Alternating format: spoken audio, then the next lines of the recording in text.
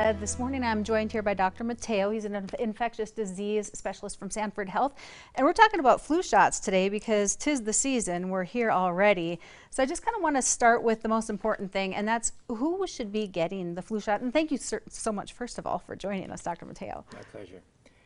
Flu shots should be given to practically everybody. In other words, whether you are a child or an elderly person, someone with special illnesses, comorbidities, there's a flu shot for you. And it's a good idea to have that sort of protection with this coming season, since it's getting started a little bit earlier, and there are reports from the southern hemisphere that it's potentially a little bit more severe.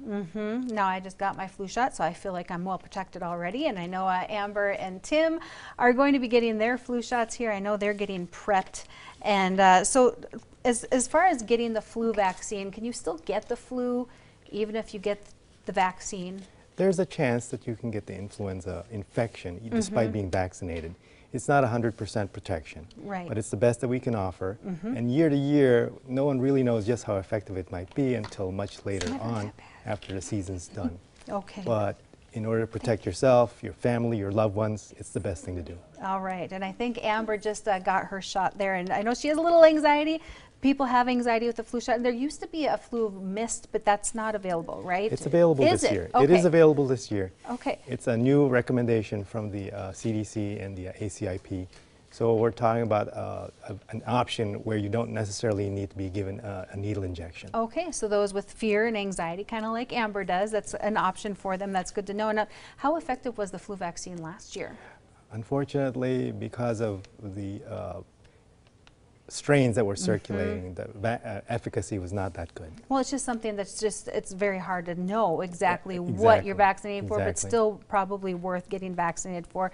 And do you guys, are the specialists, are you pretty certain that it'll be a little more effective this year? This time we're expecting that it will be. Excellent. And closer to and perhaps a little bit higher than average. Okay, well that's good to know, so another good reason to get it. And how do you determine the strains each year?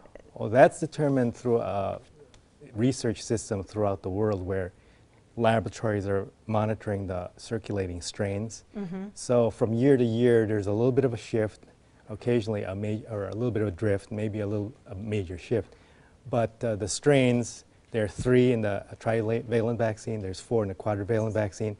Those are determined fairly early on in the season. And a lot of it derives from what is seen in the southern hemisphere. Because their winter time is our summer. I had heard that. Okay, yes. And where can a person go to get the flu vaccine? Around here, practically everywhere. Clinics, hospitals, even pharmacies. Okay, excellent. So everybody get your flu vaccine is what you recommend. And also, obviously, washing your hands and all of those good things to keep in mind. Well, thank you so much for joining us, and thank you to you, the nurses, and we appreciate it. My pleasure. All right, and that takes us to today's question of the day, and we are asking, do you plan to get a flu shot this year?